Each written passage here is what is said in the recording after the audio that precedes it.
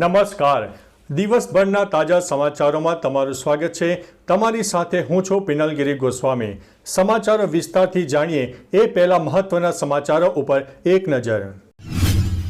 નમસ્કાર મિત્રો આજની વિડીયોમાં વાત થશે દાહોદ જિલ્લાના સિંગવડમાં મનરેગા યોજનામાં મોટો ભ્રષ્ટાચાર સામે આવ્યો છે. ત્યારે આગળ વાત થશે બોટાદમાં કારની અડફેટે રિક્ષા સવારનું થયું છે મોત. આગળ વાત થશે લખનૌમાં લગ્ન પ્રસંગે દીપડો ઘૂસી ગયો હોવાના અહેવાલ મળી રહ્યા છે. ત્યારે આગળ વાત થશે લકુલીસ ધામની આસપાસ પ્રદૂષણથી લોકો ત્રાહિમામ પોકારી ઉઠ્યા છે. ત્યારે વાત થશે વાંકાનેર પાલિકા ચૂંટણીમાં ભાજપને મોટી સફળતા મળી છે. આગળ વાત થશે હોળી પહેલાં ઈપીએફના ખાતાધારકોને મોટી ભેટ મળશે. ત્યારે વાત થશે માયાભાર આહિરને હોસ્પિટલમાંથી રજા આપવામાં આવી છે. આગળ વાત થશે મોટા બિલ્ડરો અને વકીલો પર ઇન્કમટેક્સ વિભાગના દરોડા સામે આવ્યા છે. ત્યારે વાત થશે હિટ એન્ડ રનમાં જૈન સાધ્વી અને શ્રાવકનું મૃત્યુ થયું છે. ત્યારે વાત થશે પટેલ સમાજના વખાણ કે નિંદા. હવે જોવું રહ્યું આ મામલો ક્યાં પહોંચે છે. વાત છે સુરતની. ત્યારે આગળ વાત થશે ખેડૂત ટામેટા વેચીને બની ગયો છે કરોડપતિ. હવે મિત્રો સમાચારો વિસ્તારથી. મધ્યપ્રદેશના હરદાના ખેડૂત મધુસૂદન ધાડકે ખેતીથી એક મોટું સ્થાન મેળવ્યું છે.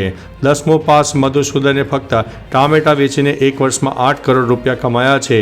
આ ઉપરાંત તે મરચાં, કેપ્સિકમ, લસણ અને આદુની ખેતી કરે છે.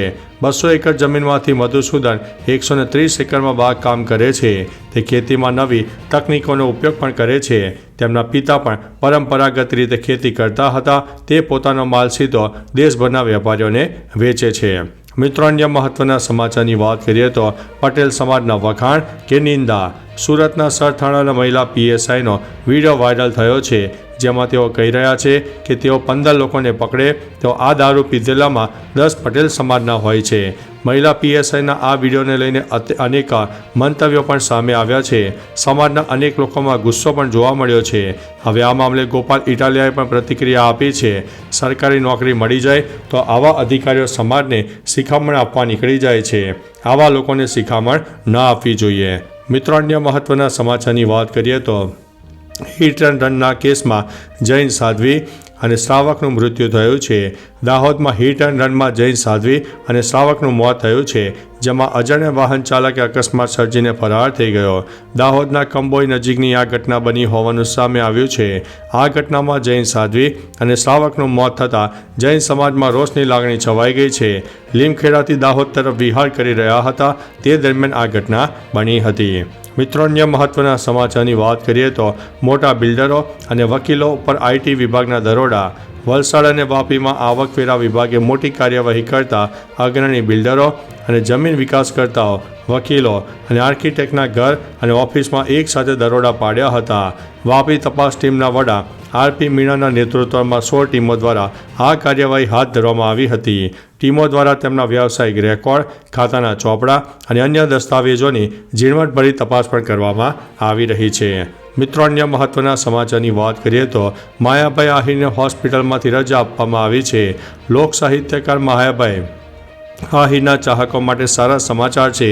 2 દિવસ બાદ માયાભાઈ આહિરની તબિયત બરાબર થઈ જતાં તેમને સવારે હોસ્પિટલમાંથી રજા આપવામાં આવી હતી. ઉલ્લેખનીય છે કે 10મી તારીખની રાત્રે મહેસાણાના એક કાર્યક્રમમાં લોક સાહિત્યકાર માયાભાઈ આહિરની તબિયત અચાનક બગડી હતી. ત્યારબાદ તેઓએ હોસ્પિટલમાં ખસેડવામાં આવ્યા હતા. મિત્રો અન્ય મહત્વના સમાચારની વાત કરીએ તો હોળી પહેલાં ઈપીએફના ખાતાધારકોને મોટી ભેટ મળશે. હોળી પહેલાં લગભગ 7 કરોડ ઈપીએફ ખાતાધારકોને મોટી ભેટ મળી શકે છે. કર્મચારી ભવિષ્ય નિધિ સંગઠન એટલે કે ઈપીએફઓના સેન્ટ્રલ બોર્ડ ઓફ ટ્રસ્ટીસના બેઠક 28 ફેબ્રુઆરી 2025ના રોજ યોજાવાની શક્યતા છે. જેમાં નાણાકીય વર્ષ 2024-25માં ઈપીએફ પર 8.25% વ્યાજ આપવાનો નિર્ણય લેવામાં આવી શકે છે. અગાઉ નાણાકીય વર્ષ 2023-24માં પણ કર્મચારીઓને પ્રોવિડન્ટ ફંડ પર 8.25% વ્યાજ આપવામાં આવ્યું હતું. મિત્રો અન્ય મહત્વના સમાચારની વાત કરીએ તો વાંકાનેર પાલિકા ચૂંટણીમાં ભાજપને મોટી સફળતા. મોરબી જિલ્લાની વાંકાનેર નગરપાલિકાની ચૂંટણીમાં ભાજપને મોટી સફળતા મળી છે. ભાજપે 28 પૈકી 11 બેઠક બિનહરીફ રીતે જીતી લીધી છે. ભાજપનો સત્તા મેળવવાનો માર્ગ મોકળો બન્યો છે. આગામી 16 તારીખે મતદાન થવાનું છે. વાંકાનેર નગરપાલિકાની ભાજપની છેલ્લી બોડીને રાજ્ય સરકાર દ્વારા સુપરસીડ કરવામાં આવી હતી. ચૂંટણી નીરસ હોય તેવું વાતાવરણ પણ જોવા મળી રહ્યું છે. મિત્રો, અન્ય મહત્વના સમાચારની વાત કરીએ તો લખોલી ધામની આસપાસ પ્રદૂષણથી લોકો ત્રાહિમામ પોકારી ઉઠ્યા છે. વડોદરા ગ્રામ્યમાં આવતા કાયાવરોહણ ગામની સીમમાં આવેલા લખોલી ધામની આસપાસ પ્રદૂષણથી લોકો ત્રાહિમામ થઈ ગયા છે. આ મામલે હવે મહંતે ફરિયાદ નોંધાવી છે. આ લખોલી ધામની આસપાસ આવેલી વિવિધ કંપનીઓમાંથી ફેલાઈ રહેલા પ્રદૂષણને કારણે દુર્ગંધ અને આંખોમાં બળતરા જેવી સમસ્યાઓ થઈ રહી છે. ફરિયાદમાં તેઓએ આ પ્રશ્નનો કાયમી ઉકેલ લાવવા માટે માગ કરી છે. મિત્રો, અન્ય મહત્વના સમાચારની વાત કરીએ તો લખનૌમાં લગ્ન પ્રસંગે દીપડો ઘૂસી આવ્યો. બુધવારે ઉત્તર પ્રદેશના લખનૌમાં એક લગ્ન પ્રસંગ દરમિયાન જે બન્યું તેનાથી હંગામો મચી ગયો. ઉલ્લેખનીય છે કે રાત્રે 8 વાગ્યાની આસપાસ કાર્યક્રમમાં દીપડો ઘૂસી ગયો હોવાના સમાચારથી લોકો ગભરાઈ ગયા હતા. શહેરના બુદ્ધેશ્વર લોન ખાતે યોજાઈ રહેલા આ લગ્નનામાં મહેમાનો દીપડાથી પોતાનો જીવ બચાવવા માટે રસ્તાઓ ઉપર દોડી આવ્યા હતા. મિત્રો, અન્ય મહત્વના સમાચારની વાત કરીએ તો બોટાદમાં કારની અડફેટે રિક્ષા સવારનું મોત થયું છે.